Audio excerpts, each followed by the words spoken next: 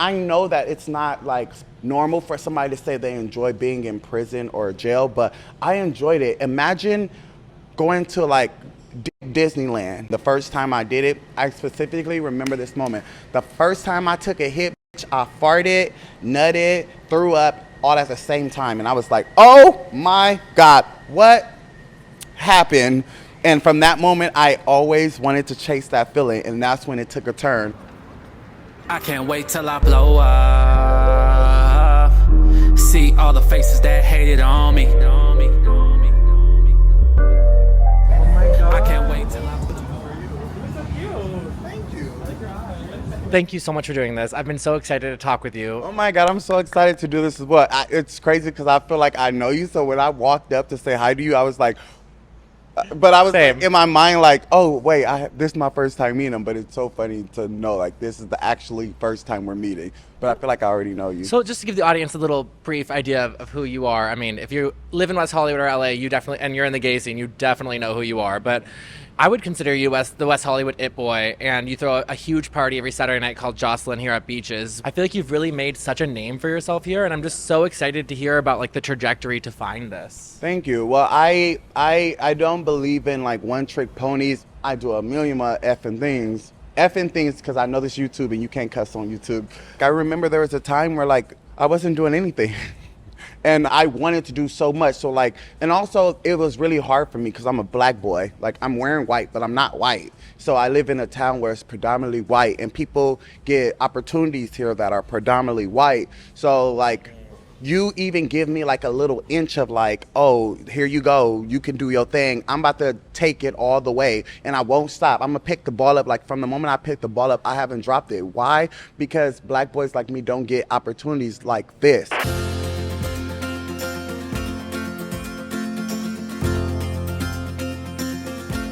I am excited to announce that I am starting an Our Queer Life newsletter. This is your backstage pass to my creative process, upcoming projects, and the stories that shape the queer community. It is completely free and you can sign up by going to the link in my bio. Thank you so much. I am so excited about this new endeavor, and now back to the interview. In my mind, I feel like there are spaces.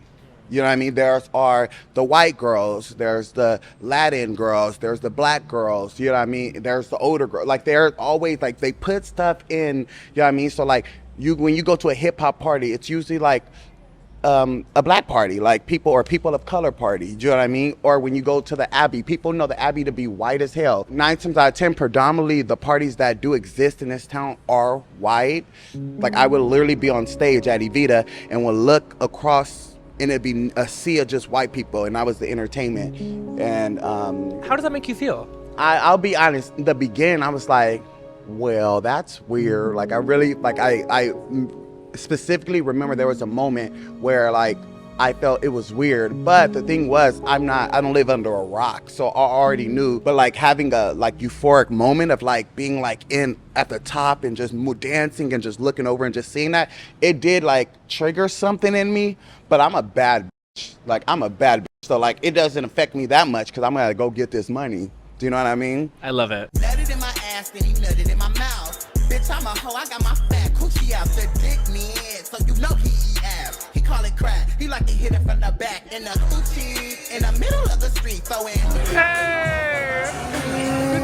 How are you? Good, how are you? Killing it! That's the 9 to 5, you know, it's packed in there. Bad bitches is in there doing bad bitch shit. Hey! Because the in there, they got good credit, money long, all the way to the motherfucking, I'm fucking, let's motherfucking go! Not we cut keys.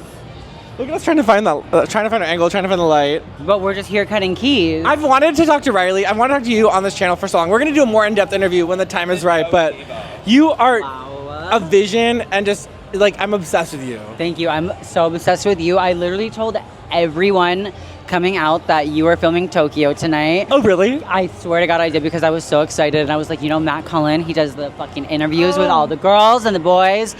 Literally changes YouTube. Like you're doing what nobody else is doing on YouTube right now. Thank you. And I really appreciate that because you're spotlighting trans people that don't always get the opportunity to have that light.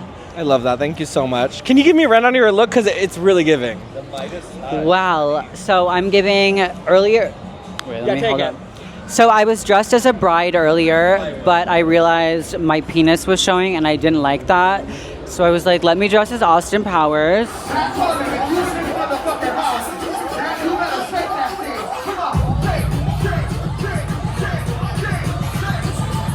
We can go toe to toe, blow for blow. Throw that coochie back, I'm in a league of my own. Is that your car you lease and I own? Is that your bitch I'm about to take home? Ruthless, relentless, some say pretentious. If you're talking about me, I'll just say I'm a... I can already tell you're an artist. Yes, I am. I'm a musician.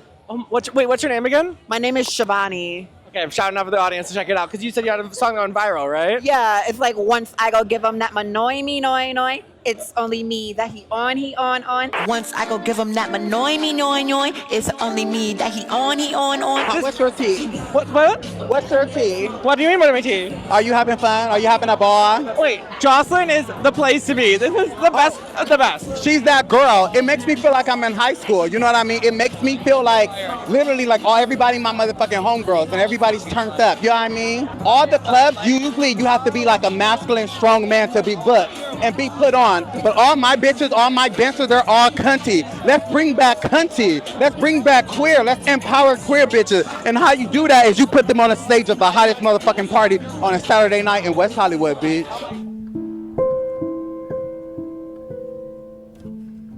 In my home I lived in as a little kid, like I knew for a fact I couldn't stay there. So when it happened, it was scary. I'm 9 years old, little child, you know what I mean? But at that, anything was better than what I was experiencing at that time.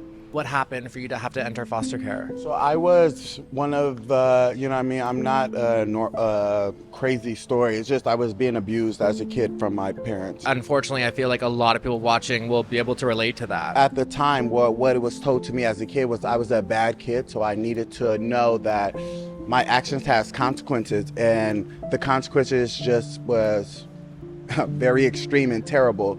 I don't remember a time where I wasn't getting beat, like terribly. I remember my mom said that she was more intent on me because that's how her parents was. And also she was like a little bit more with me because she felt like I was gay and she was scared of me entering the world, you know what I mean, not being tough enough to handle it. Well, I do get that and I do sympathize with that, but the last time I was at her house before the foster care took me away was me having to stand in the shower, her putting the shower on to get on my body, turn the shower off, pull out a extension cord out of a stereo and whip me and she sent me outside and two women was walking past my street and literally yelped and dropped. They had like orange juice in their hand. They dropped the bottle of orange juice and said, "You're coming with me." And they called literally the payphone and literally called 911 on that spot. What was foster care like for you? Mixed emotions. You know, I never stayed in one place. So you'd get assigned different like people to watch you and they'd get a little chunk of money or whatever. Is that how it works? Yeah, so you would go into a house and they would get paid to like basically be your babysitters, and you know what I mean. But what happened for me is I don't like stuff that doesn't feel good. If this doesn't feel right, it's because it's not supposed to be right. So in foster care, I was one of those foster kids that every year I would call my social worker and I'd be like, I don't like this, get me out of here, and they would come pick me up. But I don't want to paint a story as if like I had no love as a child, because as a child, after going through foster care, I did meet one of my teachers in school, and her name was Melody Peterson, and she was just a bright light, and just there was this talent in me because I was doing talent shows every year and like really like creating. I was doing music videos as like a little kid, and like she saw that in me, and she saw also how unloved I was just because I was in the system, and she poured so much love in me to the point by the time I was 18 I was living with her. Do you know what I mean? Like I went to college at her while I was in her home. But it's not how people see it as. Like for the general public, it comes across homeless.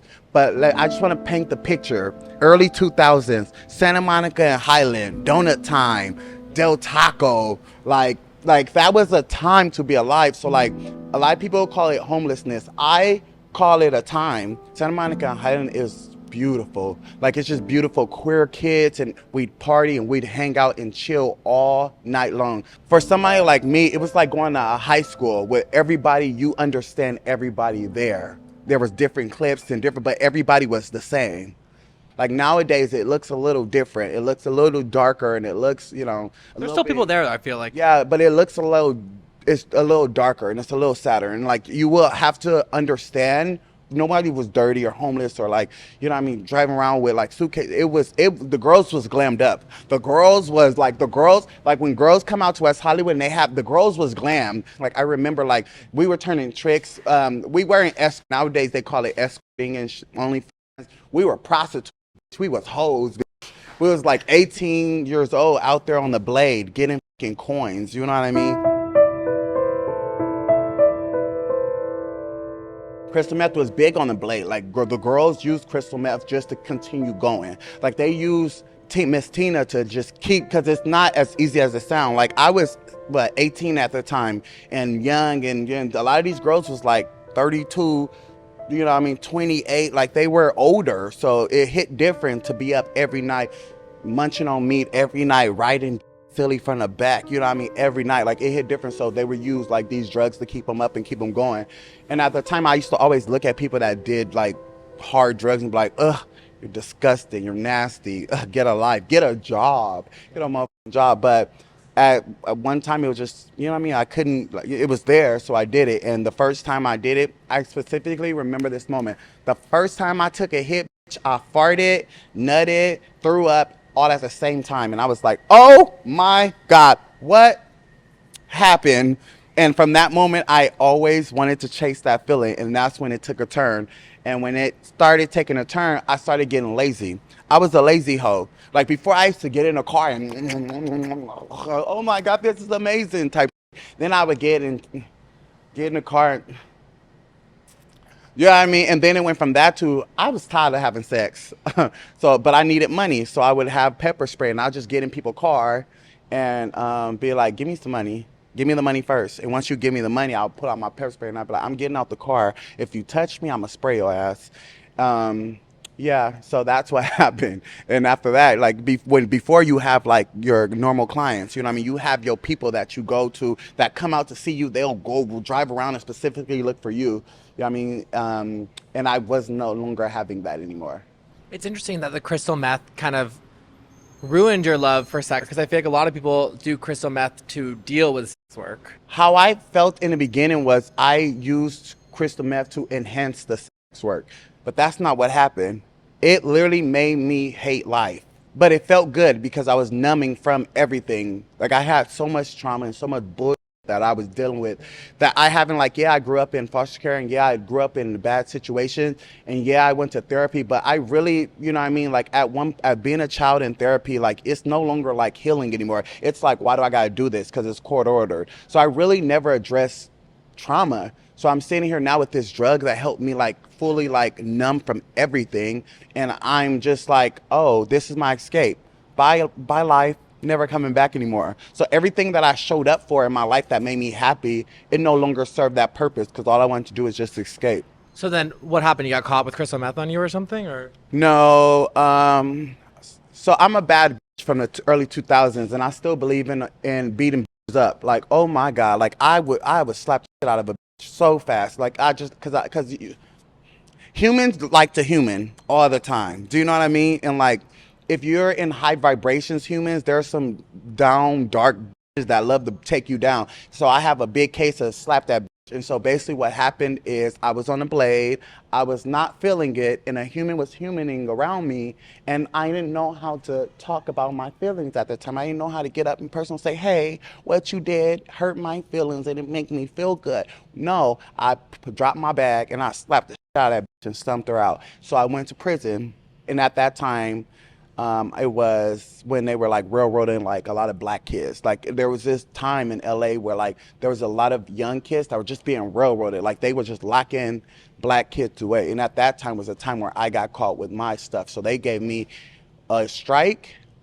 and 3 years and half. So I was only supposed to do half of 3 years, but prison was so much fun that I ended up doing a whole 3 years. Don't quote me on it being fun because I'm supposed to never ever say it. My mom actually told me never ever say it. Now I'm saying it in the interview. I enjoyed it.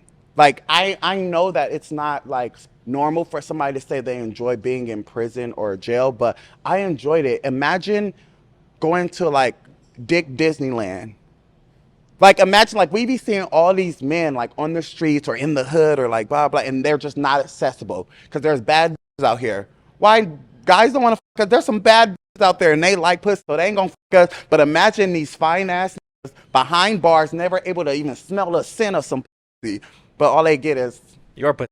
okay, cunts, cunts. And so that's honestly what made it fun for me. Like, I really, like, I milked it for all it was worth. I was only supposed to do a year and a half. But I ended up doing a whole 3 years, and I was getting digged down silly by the finest. Like, oh my! Were you forced to be Were you forced to be sober there too? No, I was a bad bitch in prison. Like, prison was like fun. Bitch. I was fucking on the hottest and the most powerful niggas in there. So yeah, they were bringing in like weed, cell phones, all that shit, and I would get a piece because bitch, my throw game is silly. So I give a nigga this neck, bitch, and he would give me his left organ. Like, it was silly. So no, I never went without anything. Like, I remember I had Jordans, I had nods of weed. Like, I was taken care of. I was a bad bitch. Like, a lot of gay people, a lot of queer people don't have good experiences in prison just because it's dark and it's twisted. But I was 18, came from foster care, came from the boulevard. I already knew that whole survive instinct. Also, I can actually fight. My first night there, I knocked out a boxer. Well, somebody said they were a boxer. So, like, you know what I mean? Like, I know, like, how to get stripes. I know when you step in somewhere, like, what people think of you is everything. And so I had it good, like, from not just from fighting, but just being, like, a bad.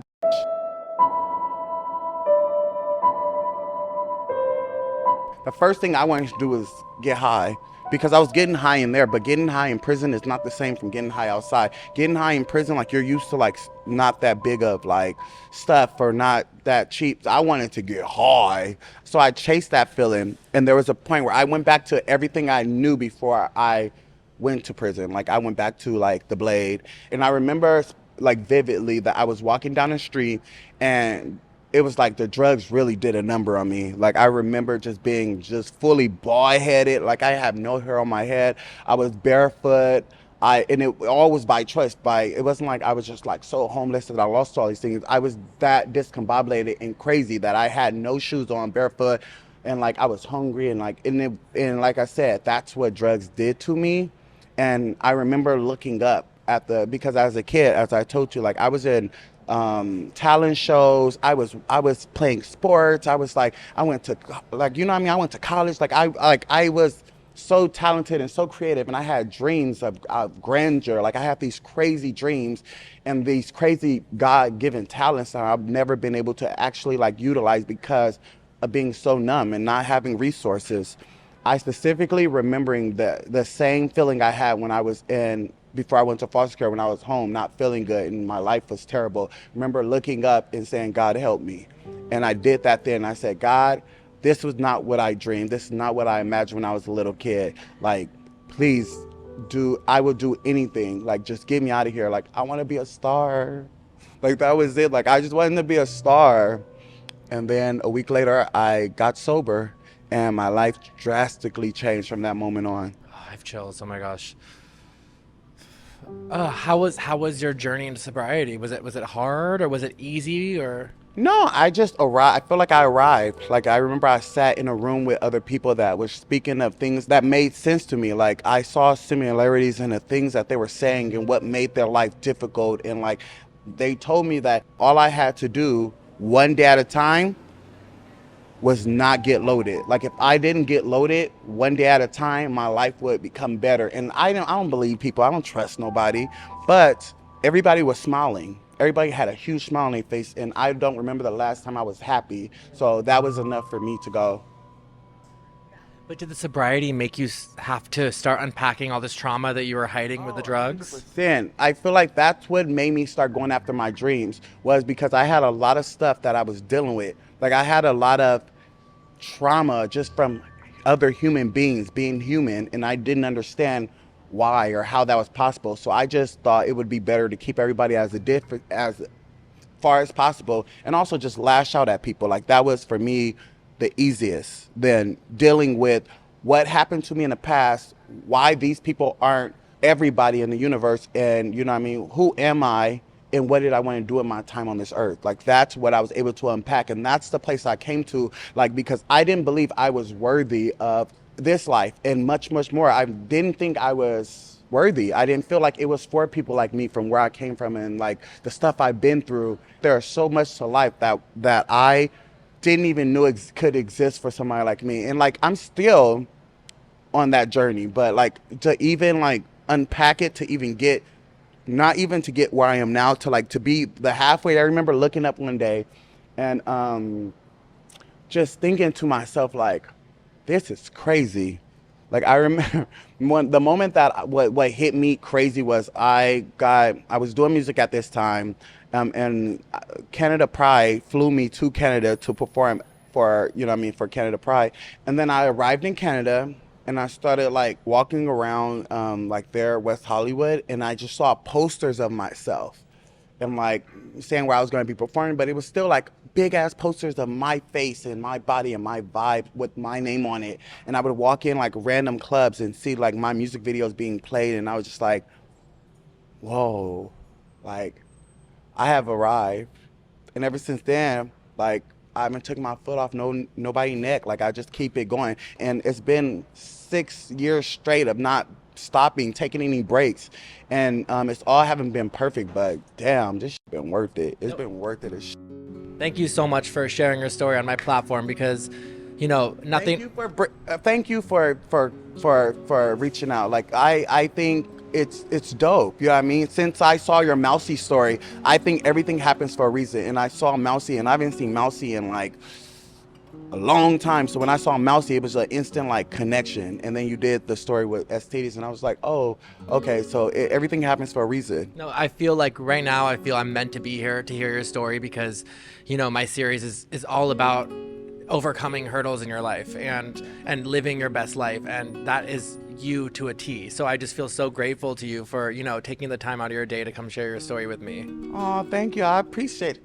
I really mean it. I really mean it. I'm so moved by your story, and even though I haven't gone through what you've gone through, I find inspiration through your strength and through your resilience. Thank you so much. I appreciate it. Like I said, I always think that it's important to share your stories, because without stories, there's no drive. Like it was people's stories and people hustle that has pushed me. Like at the end of the day, I'm a that's gonna get it no matter what, and I'm a creative that's gonna be able to create whatever I want to do. And I might not have support, but even with no support and nothing, I'm gonna always get it done, because I'm not doing it for other people. I do it for myself. So I appreciate when, like, because I feel like you have a really cool platform, and not just number based, but just the vibe, how many people that you personify, that people get to share their stories, and like people get to learn from others. Like that is just such a dope concept of like connection that you have, and I'm grateful to be a part of it. Thank you. Welcome. This has been Matthewlcullen and Tokeyo. Yes. Could never. Yes. You interviewer, you host. That's right. You host. Could never. Matthewlcullen. And them eyes is real blue. Them ain't contact. Oh, thank you. As I was editing this episode, it brought me right back to that moment when I was interviewing Tokeyo, and he was talking about when he looked up at God and said, please, God, you know, this is not my life that I want to live. And he found sobriety, and it just changed his life completely for the better. And it's those moments in life that I am so fascinated with. Those moments when you're at a crossroads in life and you don't know which direction to pick. And a lot of times those moments in life can dictate where your life leads. And I'm just so happy and proud of Tokeyo for picking the right path that has led him to live this beautiful life that he's living today. You know, to me, Tokeyo is a true testament that we are the authors of our own story, and if we are unhappy with the way our story is looking or heading, it is up to us to pick up that pen and rewrite the narrative. I did want to tell you that I'm looking for an editor to join my team. So if that is you, or if you know someone who's an editor who you think would vibe with my work and what I'm putting out there, I would love for you to email me. I am looking for someone who edits with Final Cut Pro, just because that's a program in the software that I use and that I'm most familiar with, and I still like to be able to get into the episode and, put my finishing touches and the music on it and everything. So if you work with Final Cut Pro and you're an editor, I would love to hear from you. Just email me your name, where you're from, what your rates are, and any work that you've done in the past, and I will email you back. I leave for Tokyo next week. I'm so excited. I have some great episode ideas in Tokyo that I'm really excited to shoot, but then the following week I'll be in Thailand, in Bangkok, and Phuket, and I don't have that many stories lined up for those trips yet. It's been really hard to find people. I'm bringing my cameras either way, so if I don't have any stories, I'll bring my camera and see what I get into in the moment. But if you live in either Bangkok or Phuket, or if you know somebody who does, make sure to email me if you're in Thailand and would like to be interviewed for the show. And I think that's all for my announcements, my little announcement section at the end of the video. I really like this portion just to check in with you and kind of share my thoughts and also any updates that I wanted to talk to you about. But I think that's it for today. Make sure to subscribe to my newsletter. It is linked below, completely free, and I think that's the final thing. Okay, thank you so much for watching, and I will see you very, very soon. Okay, bye-bye.